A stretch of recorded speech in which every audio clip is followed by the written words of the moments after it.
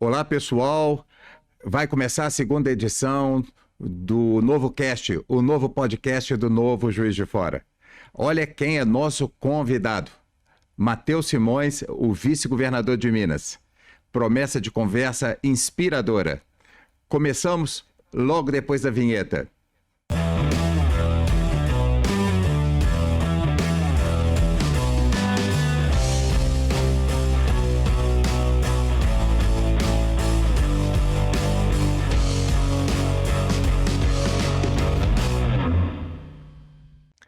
Olá, eu sou Sérgio Gattasbara, jornalista, empresário, casado, pai de 3 lindos meninos, líder do Partido Novo na mesorregião da Zona da Mata. Faço esse trabalho voluntário pelo Partido Novo, pois que eu acredito que a política bem feita e feita com responsabilidade, ela transforma sim a vida das pessoas para melhor. O convidado de hoje é inspirador. Quando assisti a palestra dele no Encontro Estadual do Novo, que foi feito em 2019 em Juiz de Fora, eu quase saí de lá candidato para qualquer cargo que tivesse. Por isso, o vice-governador Matheus Simões está aqui hoje para inspirar quem ainda tem dúvidas de concorrer nas próximas eleições e para dar mais certezas para quem já está dentro. E vamos muito além disso.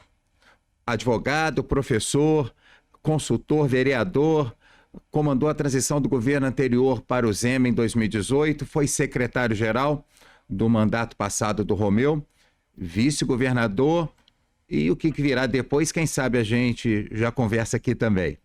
Bem-vindo, Matheus Simões. Muito obrigado. Alegria, viu, Sérgio, estar com vocês. Sempre bom estar conversando com o Juiz de Fora e com a região. Matheus, vamos começar esclarecendo com sua didática de bom docente, qual é a realidade do Estado hoje com essa situação do regime de recuperação fiscal? O que aconteceu até chegar até aqui?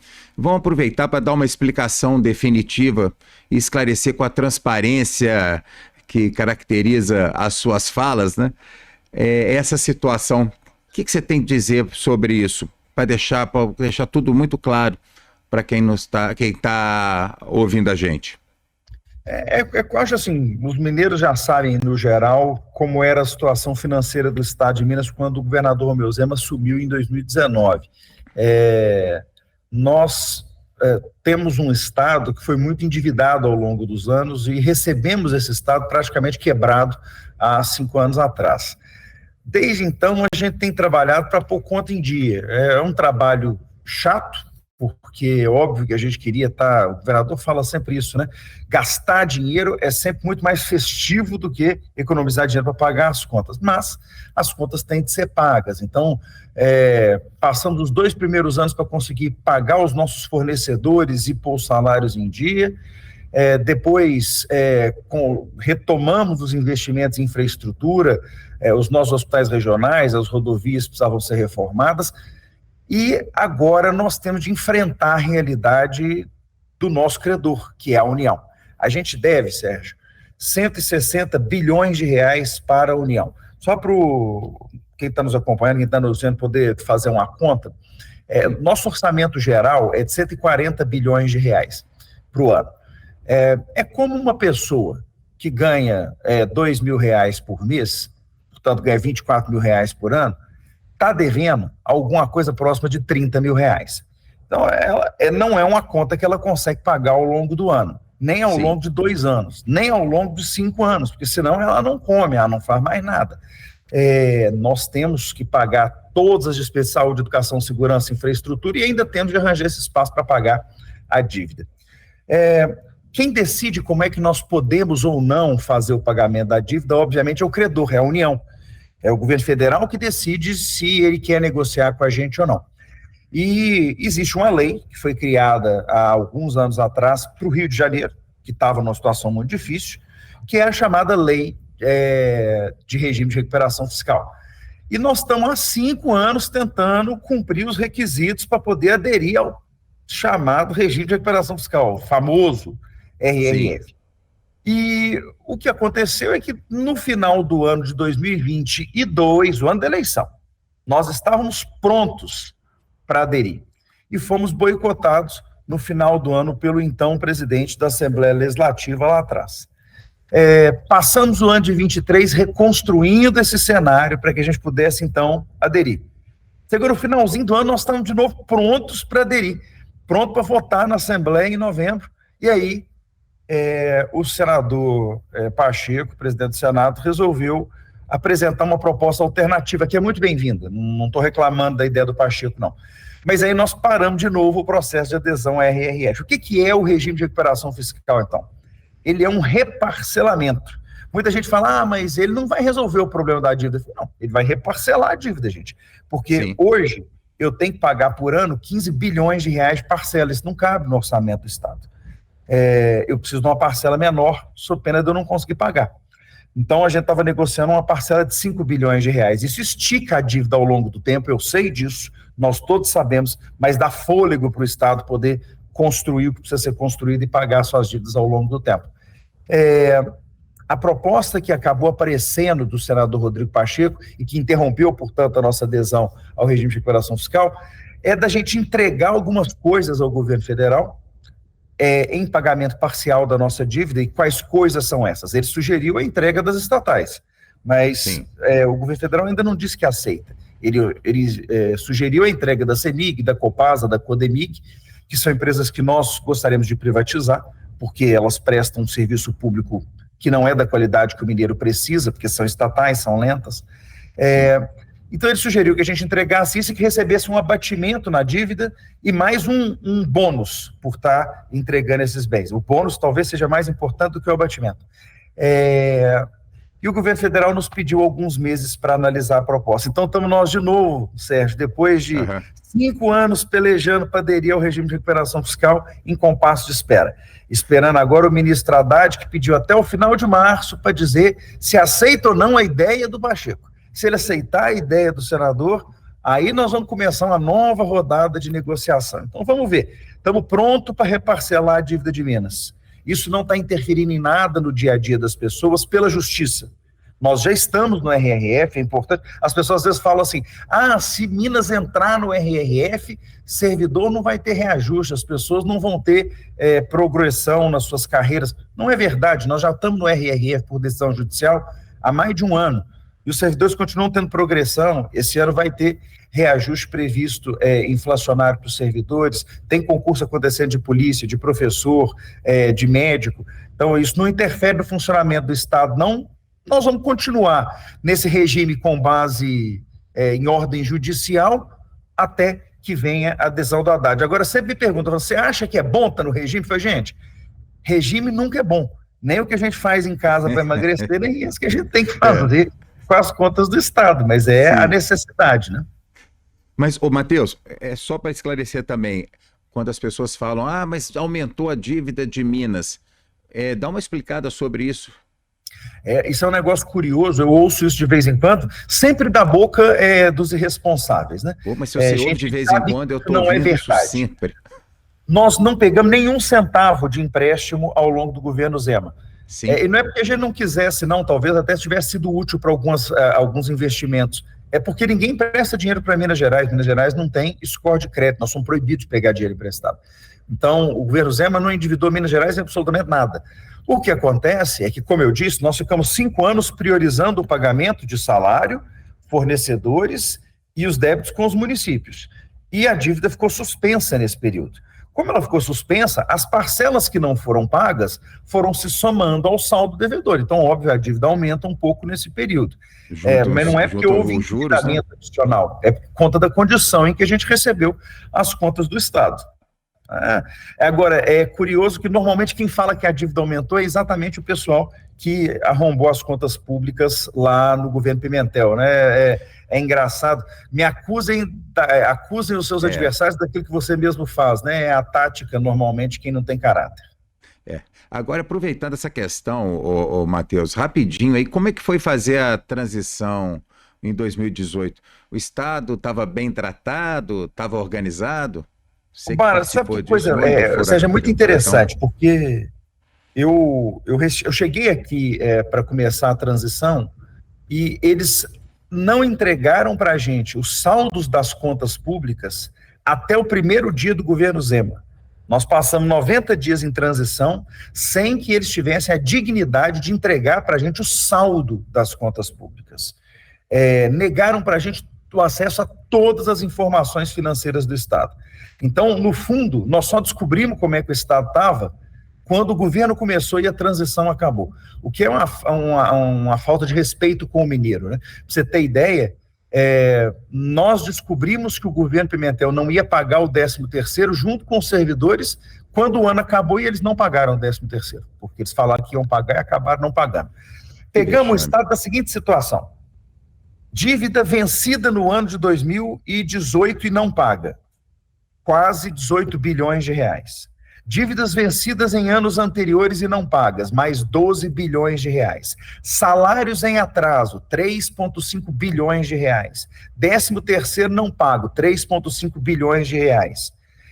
Dinheiro que foi roubado das contas judiciais pelo governo Pimentel, 7 bilhões de reais. Dinheiro que foi prometido para os municípios na saúde e não foi repassado, 6,5 bilhões de reais. Dinheiro que foi retido dos municípios dos repasses de IPVA, 7 bilhões de reais. Esse é o tamanho do rombo que nós encontramos.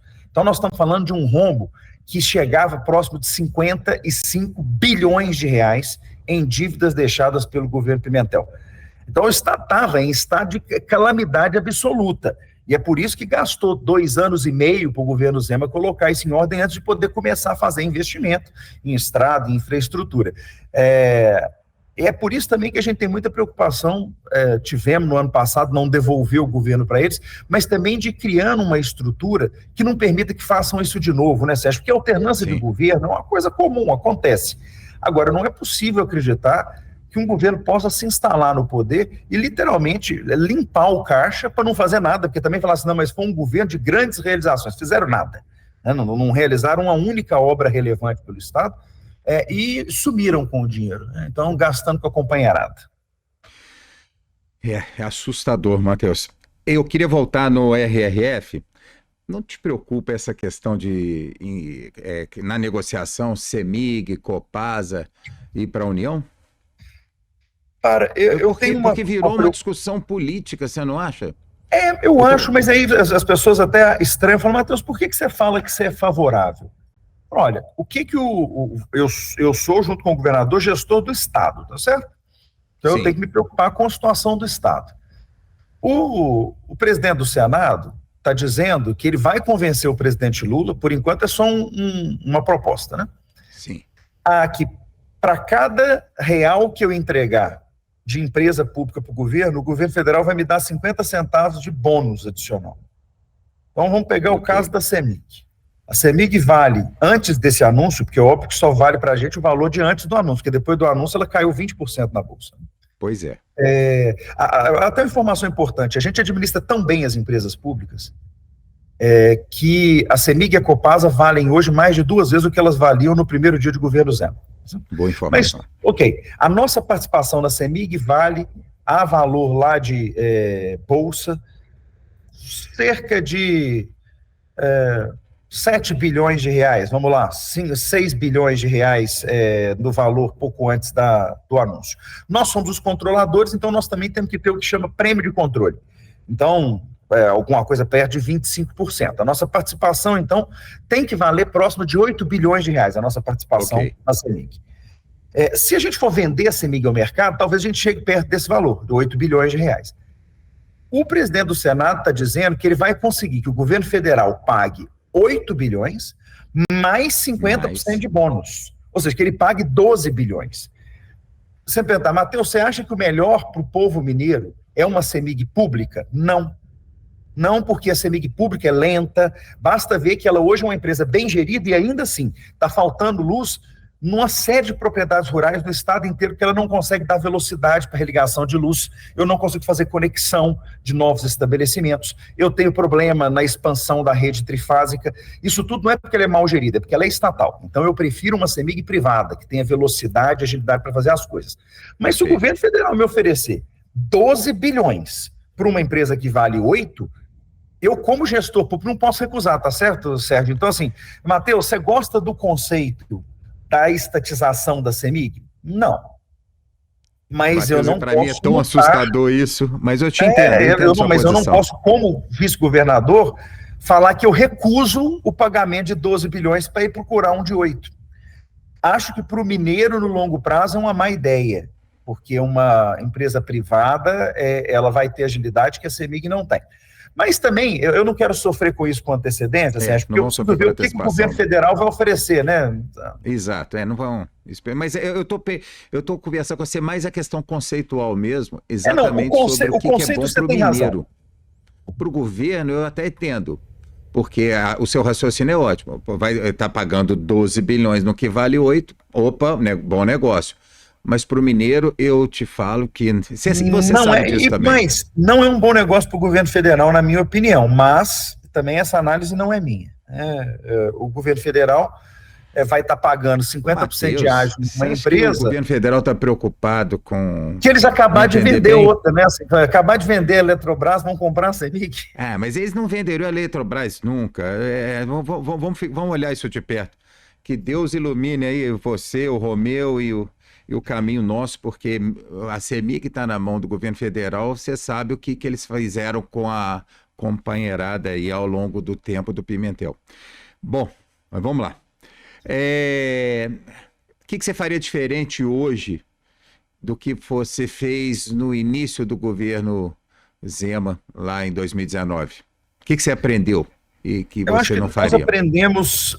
Primeiro eu vou te falar de aprendizados surpreendentes, depois tem aprendizado da experiência, né? Tá. Eu aprendi que eu posso contar com uma parte técnica do serviço público muito mais capaz do que eu imaginava que ela fosse em termos de consciência do problema e como tratar o problema. Nós temos servidores muito capazes em áreas estratégicas dentro do Estado. Grandes planejadores públicos, grandes especialistas em orçamento público, grandes especialistas em fazenda. Então, eu aprendi a confiar mais no serviço público depois que e olha que eu sou servidor público de carreira do Sim. Legislativo, mas eu aprendi a confiar mais no serviço público depois que eu passei aqui para dentro. Então, esse é um aprendizado. Se eu tivesse entrado com um pouco mais de confiança no dado desde o momento zero, a gente teria ganhado alguma velocidade. A gente entra um pouco ressabiado, né, Sérgio? Assim, pisando com um pouco de cuidado, né? Então, acho que isso é um aprendizado. Eu também aprendi que o ambiente político precisa ser tratado de forma mais inclusiva. E esse é um aprendizado do novo. Quando eu fui fazer a transição de Joinville, 2 anos depois, lá do prefeito Sim. Adriano, a primeira coisa que eu falei para ele na hora que eu cheguei, falei, Adriano, aprendizado número 1 a partir de Minas Gerais. Nós não podemos brigar com todo mundo o tempo todo. Nós temos que trazer mais gente para discutir e construir com a gente. A gente não precisa concordar em 100% das coisas. Vamos escolher uma matriz mínima e combinar com o resto do mundo político essa matriz mínima para a gente formar as maiorias que a gente precisa nas discussões dentro de Câmara e de Assembleia. Perdemos muito tempo. E com isso, no primeiro mandato, eu acho, inclusive, Bara, que a nossa relação ruim com a Assembleia no governo Zema primeiro mandato, né, Zema 1, uma parte considerável dessa relação ruim deriva da forma como nós chegamos. Eu não atribuo essa culpa aos nossos adversários, eu atribuo essa culpa a nós. Nós chegamos muito desconfiados, nós chegamos tentando enfrentar cada uma das posições políticas diferentes da nossa, e ao invés da gente capturar o que tinha de semelhança com alguns agentes políticos, a gente se concentrava no que havia de divergência com esses agentes Sim. políticos. Gastamos 2 anos para entender que a gente estava errando e jogamos fora 4 anos de relação com a presidência da Assembleia. Então, esse talvez seja o aprendizado mais caro. Por outro lado, acho que serviu também para ensinar um pouco para o político tradicional sobre a gente. Eu falo que o governo Zema 2, ele tem uma relação boa com a Assembleia, não é só porque nós mudamos, é porque os deputados também aprenderam que as coisas com a gente funcionam de outro jeito, que a gente não divide cargo dentro do primeiro escalão do governo para poder repartir essa secretaria de tal partido, essa secretaria de outro partido, que isso não vai acontecer. Hoje isso tudo é tratado com naturalidade. Eu nunca recebi um deputado para falar para mim que ele acha que o partido dele merecia uma secretaria. Porque ele sabe que não é assim que a gente faz as coisas. Então é um aprendizado recíproco. O mundo político tradicional aprendeu a conviver com a gente aprendeu a conviver com eles. Mas custou caro, viu? Eu preferia ter feito como o Adriano fez, aprendeu com o erro de outra pessoa. Matheus, você sabe que é uma brincadeira nossa aqui de Juiz de Fora, né? Quando o Romeu ganhou, é que a gente sabe os problemas que a gente teve com o Novo por conta do João Amoedo. E aí a gente brinca que quando o Zema ganhou, o Amoedo fez assim, não era para ser agora. Mas com certeza isso passou na cabeça dele. Mas a gente tem que começar, né? Eu falo que isso serve até para quem está nos ouvindo e pensa em ser candidato, a gente não muda a política estando do lado de fora do ambiente público. Minha avó tinha um ditado que eu repito sempre, né? Ela falava que casa a gente limpa por dentro, olhando pelo lado de fora não se faz limpeza. Então as pessoas têm que estar dispostas a participar. Algum erro vem nesse começo de quem não estava dentro da estrutura, mas são erros muito mais baratos para a sociedade do que a manutenção de quem está fazendo mal. Perfeito, concordo 100%. O Zema foi um fenômeno que marcou a política brasileira, tanto é que hoje... E de inexperiência não tem mais nada, né, Sérgio? De vez em quando alguém chega para mim, chega um político desses mais tradicionais, às vezes, normalmente, os que não têm muito convívio com a gente, que já se aposentaram do ambiente político, e aí o sujeito começa querendo dar uma aula, né? Fala, porque vocês deveriam... Eu normalmente não respondo, só fico olhando, mas é muito comum que um interlocutor vire para essa pessoa depois e fala assim, olha, eles governam há mais de 4 anos, eu acho que você não precisa explicar isso para eles, né? Então, assim, não tem mais ninguém inexperiente aqui dentro da nossa estrutura de governo, com a vantagem de que hoje a gente consegue ensinar os nossos colegas de partido a alguns atalhos para que, quando eles chegam, eles não cometam os mesmos equívocos que a gente cometeu. Com relação a funcionalismo público, eu sempre pensei isso.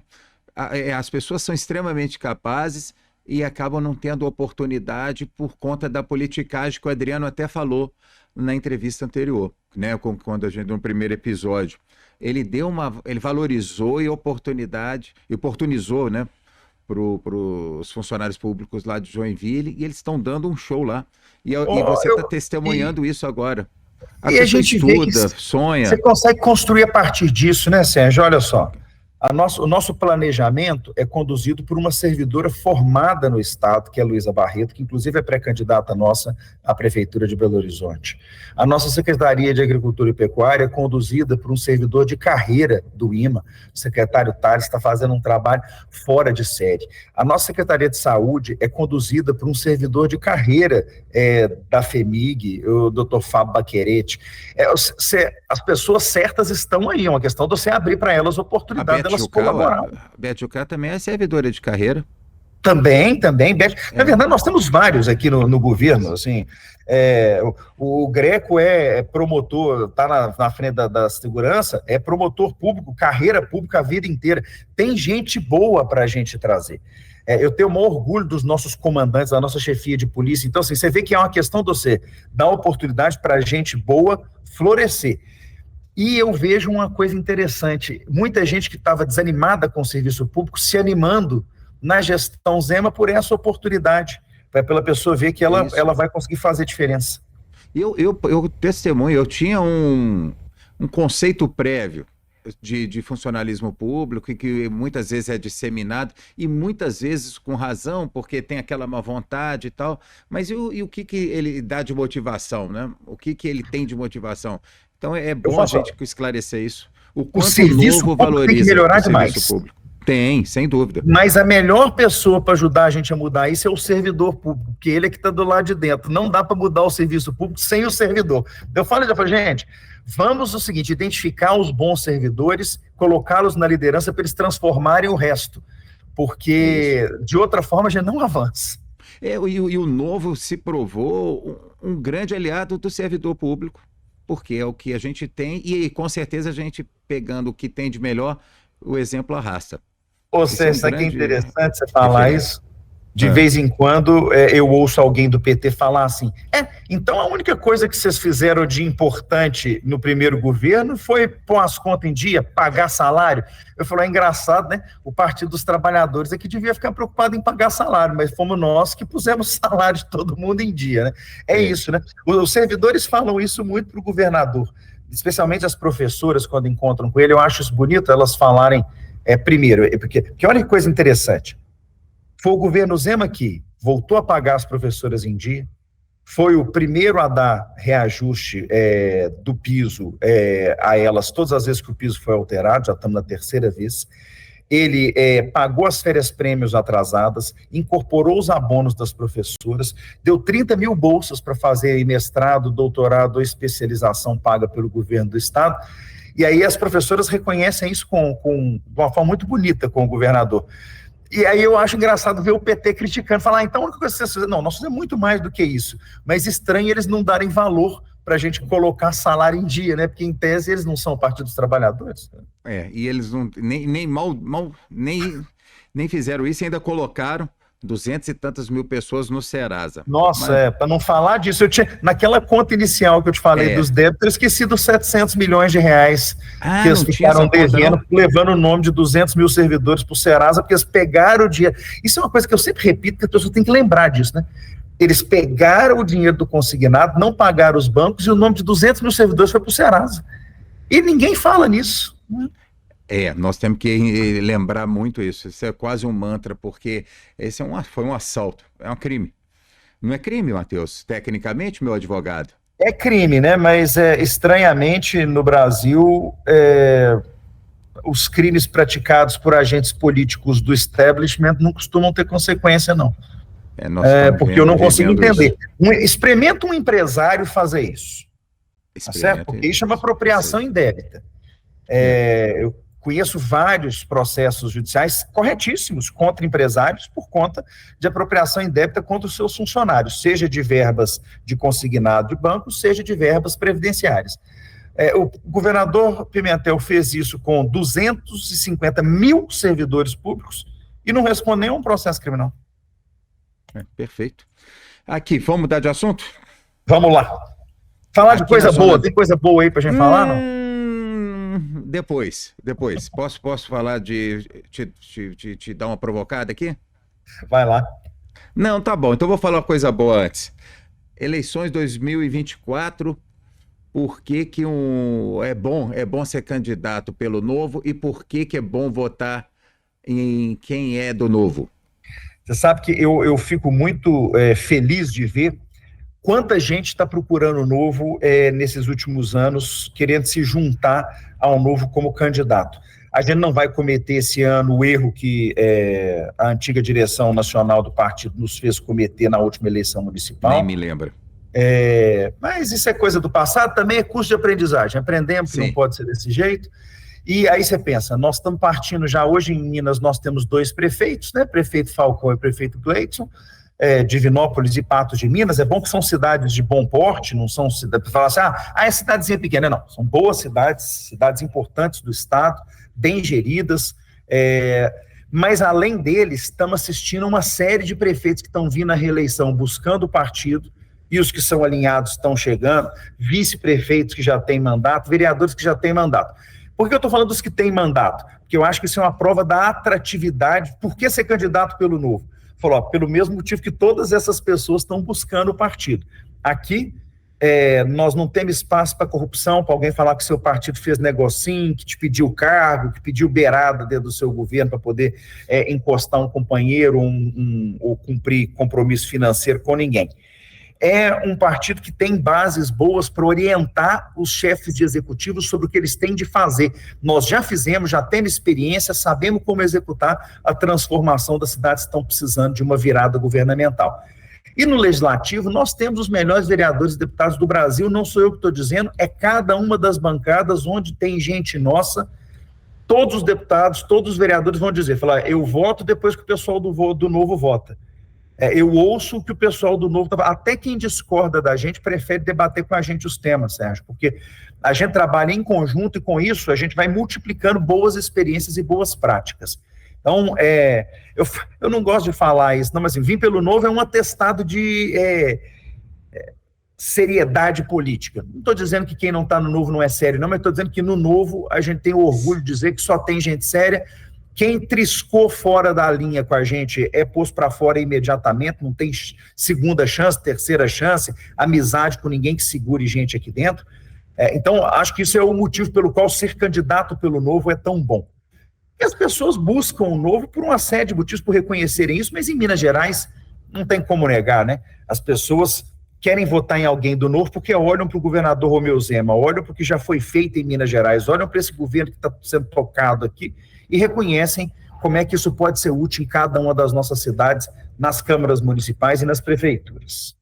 As perspectivas estão muito boas. Eu, como líder de Meso, a procura é gigante aqui na Zona da Mata. Agora, ô Matheus, com relação à Zona da Mata, falando da Zona da Mata, esse que é o assunto espinhoso que eu pulei. Todo mundo está falando que a Zona da Mata está esquecida pelo governador Romeu Zema. O Adriano deu uma aula de como você desenvolve uma cidade com competência, com lideranças empresariais, sem precisar de política. Citou até exemplo de uma multinacional que se instalou lá usando o trâmite normal de uma empresa normal, nenhuma reunião com o prefeito, nenhuma carteirada de governador, deputado, senador. Foi lá, simplesmente escolheu Joinville, foi lá na prefeitura, fez os cadastros e uma multinacional se instalou em Joinville. E eu tenho falado muito isso, né? É que a gente precisa fazer por onde. Mas até quando o governador Zema não está olhando para a Zona da Mata? Vamos esclarecer isso, Matheus? Vou partir sua provocação em etapas. Primeiro, assim, dizer que é uma mentira que a gente não olha para a Zona da Mata, a gente tem, só do Provias nós temos 17 obras em execução nesse momento, são quase 400 quilômetros de estradas, 170 milhões de reais em investimento na Zona da Mata. Para falar de rodovia, para não falar dos outros investimentos que a gente tem feito no estado como um todo, mas que tendo feito na Zona da Mata, porque ela é uma região muito importante. Agora, eu quero dividir a Zona da Mata entre Zona da Mata e Juiz de Fora separado, Sérgio, porque como a maior cidade, a mais importante, o coração industrial da Zona da Mata, e durante muito tempo do estado, Juiz de Fora, Juiz de Fora acaba prejudicando uma visão geral do que a gente tem da Zona da Mata hoje. Então, você me perguntar assim, a Zona da Mata está mal? Não. Juiz de Fora não está bem. E quando Juiz de Fora não está bem, Juiz de Fora atrapalha o desenvolvimento do resto da região. Porque ela, ao invés de ser o impulsionador, ela se transforma na âncora. Tá certo? Porque ela é ou o motor ou a âncora. Então, quando Juiz de Fora não está andando na velocidade que precisa, fazendo o que precisa ser feito, a região toda sofre. Quando Juiz de Fora está indo bem, a região toda se beneficia. Isso acontece em todas as regiões do estado, as cidades que são polo têm esse efeito. Mas vamos pensar um pouquinho sobre o que pode ser feito, o que tem que ser feito pela Zona da Mata, depois a gente, se você me permitir, a gente fala um pouquinho sobre Juiz de Fora. Claro. Eu acho que quem vai, por exemplo, rodar pela Zona da Mata e vai ver a realidade de outras cidades, vai verificar que o bar continua crescendo, vai verificar que Ponte Nova continua sendo atratora de investimentos dos ramos mais diversificados, né, desde usina de álcool a aumento dos frigoríficos instalados na região, a reforço da indústria láctea. E nós vamos ver que isso vai se espraiando no entorno dessas outras cidades, que são também polos importantes da Zona da Mata, não tão grandes como Juiz de Fora, mas polos importantes. Só que a moral da Zona da Mata, no sentido da autovisão, anda em baixa. Eu tenho contado um caso, toda vez que eu ando pela Zona da Mata, eu conto o caso, que é um caso rápido do sujeito que está vendendo o cachorro dele. Você conhece esse caso, Sérgio? Não, não conheço, não. Ele está querendo vender o cachorro dele e um amigo fala que a casa dele foi assaltada. E ele fala, rapaz, se você tivesse um cachorro como o Totó, você estava salvo, porque o Totó é o cão mais fiel, mais bravo. Ele defende a casa como se fosse dele, a vida dele dependesse daquilo, come pouco, não precisa passear. É um cachorro econômico, é um cachorro fiel, E ele vale mais do que um sistema de vigilância desses eletrônicos aí, porque ele é uma fera. E aí o amigo pergunta para ele, mas quanto você quer no Totó? Ele fala, R$5.000. Ele fala, mas é caro demais. Ele falou, mas é menos do que você vai pagar num sistema de segurança. E o que foi assaltado compra o Totó, passado 2 semanas ele liga para o amigo que vendeu. E fala, pelo amor de Deus, que cachorro é esse? O cachorro comeu os pneus da minha caminhonete, arrancou a fiação toda que estava embutida nos jardins. Minha mulher não entra em casa porque o cachorro avança nela o tempo todo. Meus filhos morrem de medo do cachorro. Você tem que vir aqui pegar esse cachorro de volta. Ninguém aguenta esse cachorro, não. E aí o que vendeu fala para ele, olha o jeito que você fala do seu Totó, senão ninguém paga nem R$1 nele, hein? A Zona da Mata está passando pela mesma situação. Se a gente só reclamar da região da gente, os nossos filhos vão continuar indo embora. E isso, para mim, é o mais sofrido para quem é da Zona da Mata, especialmente das cidades um pouco menores, Sérgio. Nós estamos vendo uma fuga da juventude da Zona da Mata. Uma parte, sim, porque Juiz de Fora tem prejudicado o desenvolvimento da região, mas mais do que isso, porque a gente tem que voltar a ter orgulho da terra da gente, Sérgio. Porque se a gente só reclama da terra da gente, os nossos filhos não querem ficar lá. E nós precisamos que os nossos filhos queiram ficar e fazer aquilo que a gente não conseguiu fazer. Aquilo que a gente ainda não fez. Então, eu tenho trabalhado nessa lógica de recuperar o orgulho da Zona da Mata.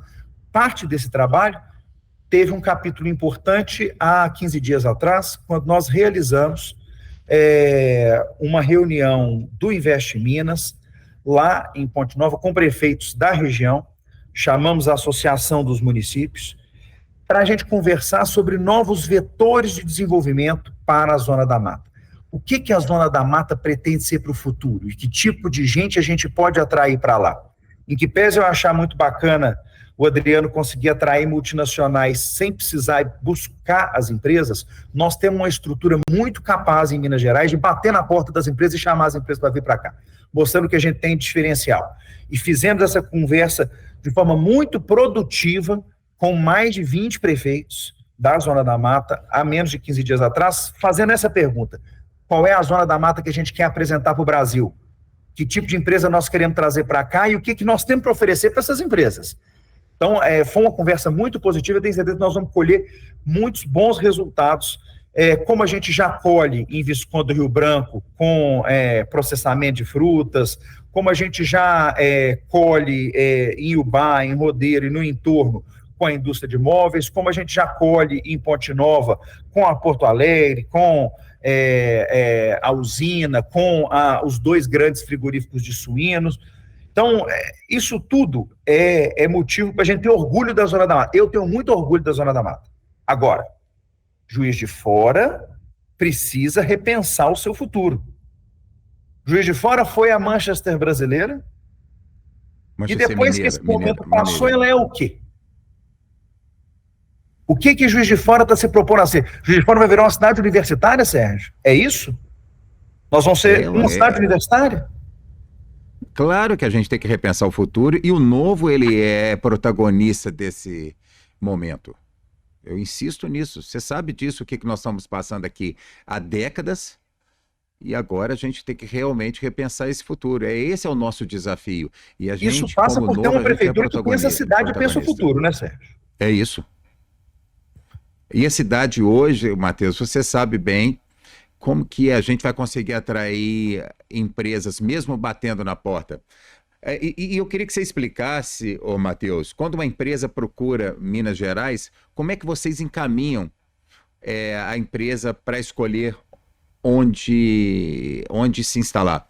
E o que define isso? E quanto que Juiz de Fora não está preparado para atrair? Eu te conto como foi a nossa discussão com uma série de empresas que a gente atraiu, mas vamos pegar o caso especificamente de Juiz de Fora e mostrar como é que a gente pode ajudar a Juiz de Fora. A Ardag, por exemplo, que foi levada para Juiz de Fora, fábrica de latas para bebidas, né? Investimento de 2,4 bilhão de reais, 680 empregos gerados, atração que nós fizemos no ano de 2022. Qual que é o processo? A gente recebe os pedidos de investimento e nós vamos dizer para a empresa onde tem mão de obra especializada, disponibilidade de terreno, tratamento tributário favorecido, estrutura logística disponível. A gente pode ajudar e tem ajudado a pôr mais infraestrutura logística onde ela não existe, por isso a gente tem o Provias, estava falando agora mesmo dessas 17 obras na Zona da Mata, mais de 380 quilômetros, porque é uma forma da gente colaborar, dizendo para a empresa, a infraestrutura pode não estar lá, mas nós estamos levando. Nós temos levado infraestrutura de energia, com a construção das subestações da CEMIG. Um dado interessante, Sérgio, a CEMIG, ao longo de toda a sua história, construiu 400 subestações de energia elétrica. O nosso projeto é entregar, até o final do governo Zema, 200 subestações, já entregamos 70 e poucas. Ou seja, nós vamos construir, em 8 anos, 50% a mais de subestações do que a CEMIG construiu em 70 anos de história para trás, tá certo? Então, assim, aumentar em 50% o volume de subestações. Nós também temos trabalhado em fornecer a mão de obra que a empresa precisa, com Trilhas de Futuro, o maior programa de formação profissional da história de Minas Gerais, o maior do país hoje em andamento. A gente tem 100 mil alunos matriculados, mais de 30 mil já formados. A gente paga o curso que o aluno escolhe e dá para ele auxílio transporte e vale alimentação, para garantir que a gente tem técnico formado para essas empresas. E a gente oferece a vaga na linha do que a região tem para oferecer de oportunidade. Não adianta eu oferecer a vaga errada, tá certo? Senão o menino não vai conseguir emprego. Então, perfeito. Isso tudo é a nossa parte. Regime tributário diferenciado, identificação de terreno, investimento em infraestrutura, treinamento de pessoas. Mas eu preciso da prefeitura. Se a prefeitura não estiver pronta para agir, eu não consigo trazer o investidor. O investidor quer ter certeza que a prefeitura não o enxerga como inimigo. Ele quer uma prefeitura que simplifica os processos de licenciamento sem abrir mão de segurança. Ele quer uma prefeitura que não tente arrancar dele dinheiro fora da atividade central que ele realiza. Ele quer uma prefeitura que cumpra os compromissos. Ele quer uma prefeitura que tenha prazos curtos para respostas das demandas que ele apresenta. E isso é muito evidente em algumas prefeituras e inexistente em outras. Eu sempre cito o desenvolvimento que a gente encontra, por exemplo, em Extrema, no sul de Minas, e que a gente não encontra em outras cidades muito próximas de Extrema. Fala, qual que é a diferença se elas estão ali a 10, 15 quilômetros de distância? Disponibilidade do poder público municipal, de não dificultar a vida de quem pretende empreender. Nós precisamos de um município que seja menos burocrático, de um município que entenda que atrair emprego é a melhor forma de trazer riqueza para a cidade.